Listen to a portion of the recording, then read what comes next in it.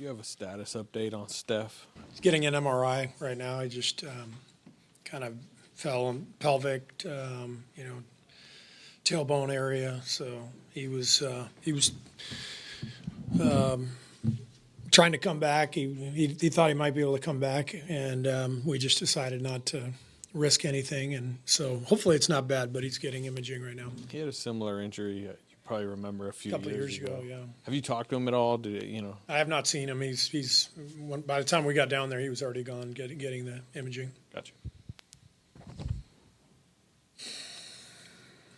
When you say he wanted to come back in, like after he went back to the locker room, he went down into the training room with Rick, and Mike just told me just now that Steph thought he'd be okay to come back in, and the decision was made not to risk it. Steve, after a situation like that, when it initially happens, what is your message to the team over the rest of the game and then obviously post-game? I didn't even mention it. I mean, there's no time. I think it was late third when it happened, or mid third. So the team knows what's up. He's gonna go down and get checked out, and you just keep playing. So I didn't say anything. Once Steph went out, I think Jimmy Butler got a lot more aggressive. I was wondering, kind of piggybacking off what Monte asked, was that something you had to tell Jimmy, hey, be more aggressive, or was that just he understood the moment? Nope. He just understands the situation, and he wants the ball, and he asked for it in different areas and attacks, and he did a fantastic job. His shot wasn't going tonight, but he was creating everything for us. Triple-double, obviously. The defensive play of the game with the block shot at the rim. So it's the beauty of guys like Jimmy, Draymond. They can impact the game at such a high level regardless of what's happening with their offensive games. Steve, these feel like games you should probably win a little bit more comfortably. At least that's what people would say when you see Toronto come in. Is there something to be said about a team having a fight for these wins, even though people would think you wouldn't have to fight for them?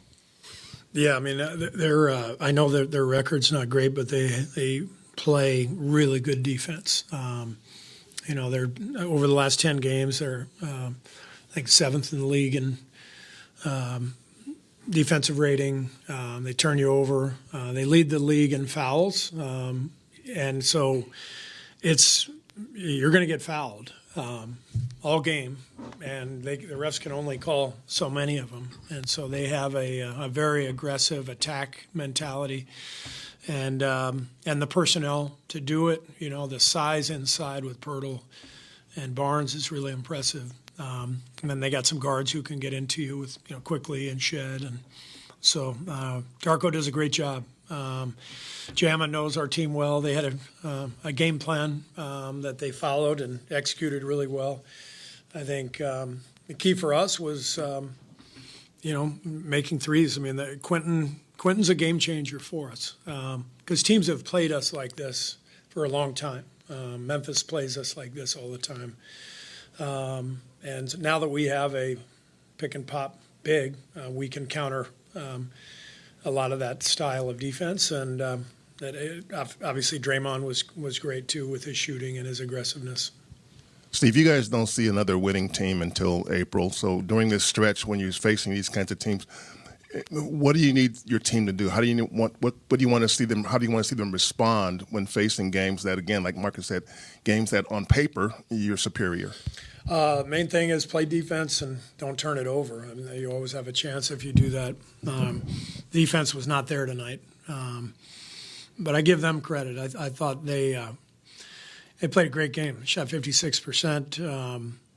They had a lot of guys step up and make big shots. They handled our traps really well. Poeltl just got free on those traps and scored every time. And so we couldn't do much defensively.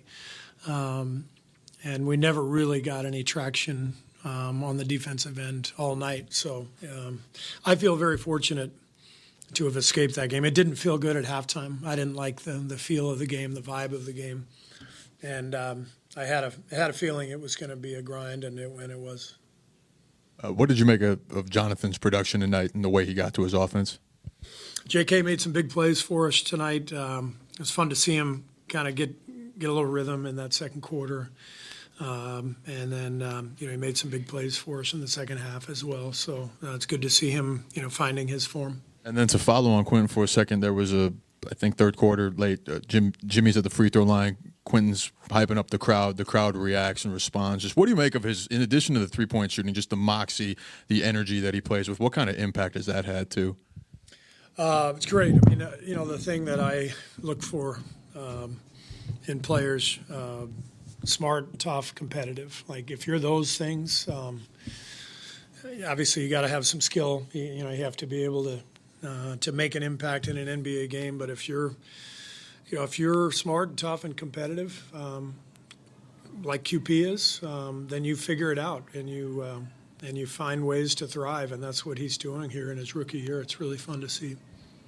Steve, obviously, Draymond had his three ball going early, but it seemed like him and Steph had their chemistry going too, as far as finding ways to use, to their advantage, the top lock, the face guard, and the inverted pick and roll. How have you guys continued to adjust when teams top lock him for 94 feet like that?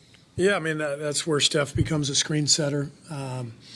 It distorts the defense when teams play that way. It takes away a help defender. And so you try to run some actions that will expose that. The players have to feel that and see it. But Steph, as a screener, is able to free up other people when teams guard us like that.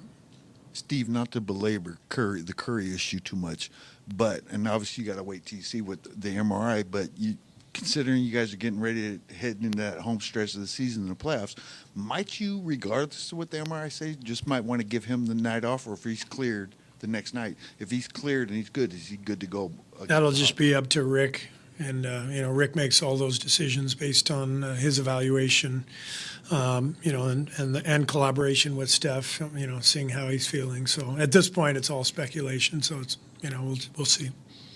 Steve, obviously you guys are a confident team, at least especially since Jimmy Butler's been here. But this coming after Tuesday, when you beat a good team without Steph, when he goes down, does what happened on Tuesday give your team the confidence you need that you can pull it out in the fourth quarter? Yeah, I mean, I didn't stop and think about that Milwaukee game tonight. I just feel like we are very confident now, and Jimmy has a whole lot to do with that. He's a guy who takes over games, and you saw it. I mean, we basically ran everything through him, after Steph went out, and he just kept attacking and creating. And so when you have a guy like that on your team, the whole team feels confident. Thank you.